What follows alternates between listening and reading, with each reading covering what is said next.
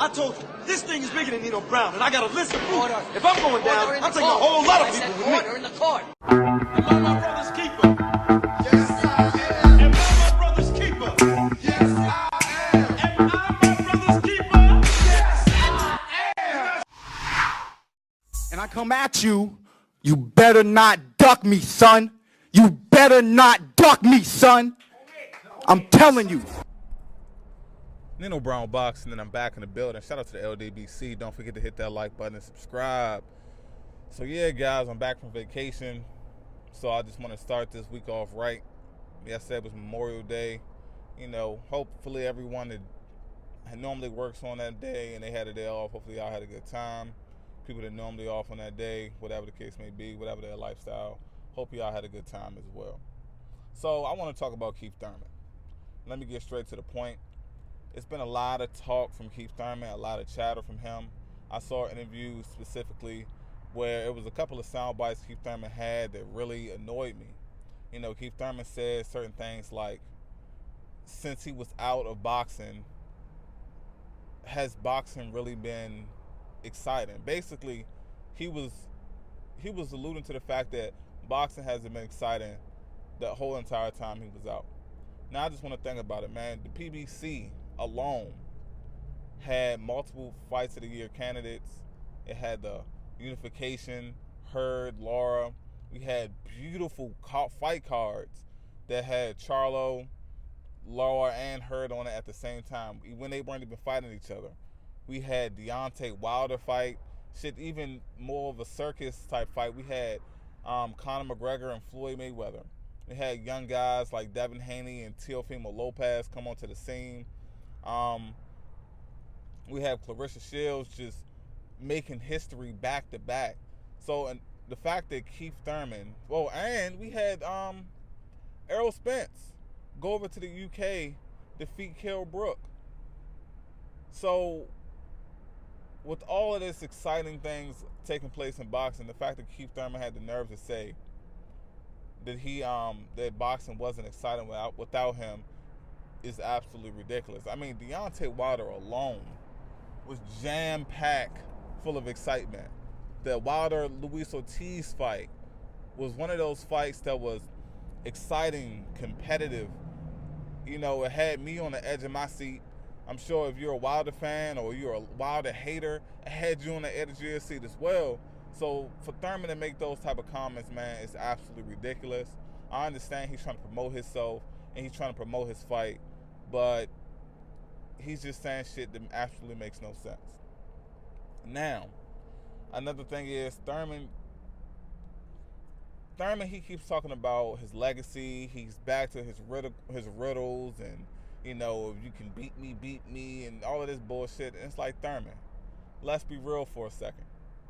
Why are you saying, if you can beat me, if the guys that know that they can beat you? So let's just you know, take your resume into consideration. You're not gonna fight Crawford right now because he's the top-ranked fighter on ESPN due to promotional issues. We get that. You already beat Danny. You already beat Sean. So you're screaming, if you can beat me, and a guy that has been out here on a consistent basis saying that he wants to fight you. You said in the same exact interview, you know, you're not gonna really have any answers to talk about Errol Spence until 2020. It's just, the shit doesn't make sense, man. And Thurman's just talking around in circles, making himself look like a fool. And at this point, I'm extremely annoyed with Keith Thurman, because you have people that give him, you know, that does the interviews and they kiss his ass so much instead of pointing out the obvious inconsistencies and putting him on the spot for his clear hypocrisy. Now, Keith Thurman is always saying shit like, "Oh, you guys don't live the life of a fighter. The people that's criticizing him, they're not fighters. They don't live that life." Last time I checked, Errol Spence, he lives that life of a fighter. He's one of these people criticizing you along with the media. Errol Spence is doing the same exact thing, saying the same exact shit. So, Keith Thurman, people that interview Keith Thurman, if we're going to have this conversation in its entirety. The conversation includes just the simple facts. A lot of the shit that Keith Thurman is saying, we can simply do a quick Google search to fact check it, and he's wrong. Like, he can talk all day, all night about fans and about reporters not living a lifestyle. He's absolutely right. But what happens when a guy in your division says the same thing? Like, all of a sudden when Crawford talks, oh, he's not a real 147 pounder, but he lives the lifestyle. He's been champion in multiple divisions. He didn't have to vacate his title due to inactivity. He became undisputed. He moved up again and got another belt. So Keith Thurman, like, stop the madness. Like, the shit that you're saying is ridiculous. And the fact that he's saying his previous fight with Josecito Lopez was an exciting fight. It wasn't exciting because you did anything spectacular, Keith. It was exciting because you got rocked by a journeyman and almost knocked out. Let's just be real about it. You know, it's people like, I'm noticing, man, it's like, I mean, okay, we already know it's a lot of guys out here to do interviews with fighters. They kiss their ass and they don't want to say the truth. We got guys out here that when they get in front of fighters, they'll keep it real and they just tell it how it is. We get that. But damn, even the whole fight with Josecito Lopez, that's very recent. That was back in January. We saw the fight. I'm sure the guys giving the interview saw the fight. The only thing that made Keith Thurman did not make that fight exciting. The fight was exciting because Keith Thurman almost got knocked out. It's really that simple. But all I can say is when it's coming to this upcoming fight with Keith Thurman and Manny Pacquiao, and Keith Thurman saying it's not about the money, bullshit. Absolute bullshit. I know it's about the money, and I truly want Manny Pacquiao to defeat Keith Thurman in dramatic fashion for the simple fact I feel like it would be in the best interest for boxing. Keith Thurman is already delusional at this point. You know, like it's been said before, Keith Thurman has delusion similar to the level of Amir Khan's. But what do we think that delusion is going to do if Keith Thurman gets the victory over Manny Pacquiao? The shit is going to skyrocket.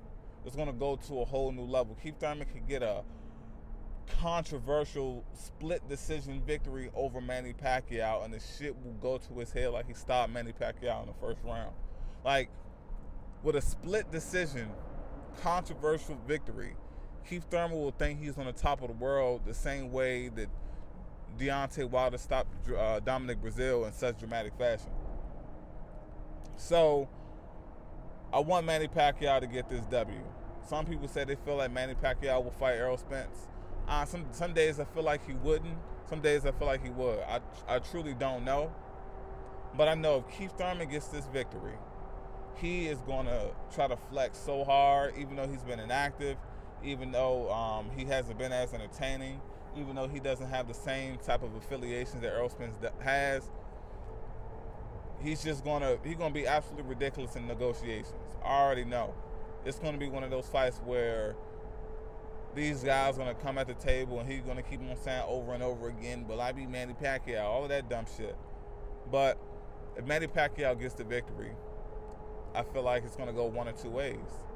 Manny Pacquiao is going to either A, take the Errol Spence fight, or B, he's going to retire soon. Manny Pacquiao is not going to fight that much longer. Now, in the meantime, Sean Porter and Errol Spence, they can have a fight. Depending on how close the fight is a unification bout. Shit, they may have a rematch, depending on the outcome. If one guy isn't stopped, well, the way I believe the fight's going to play out, if Errol Spence doesn't stop, if Errol Spence doesn't stop Sean Porter in that WBC IBF unification bout,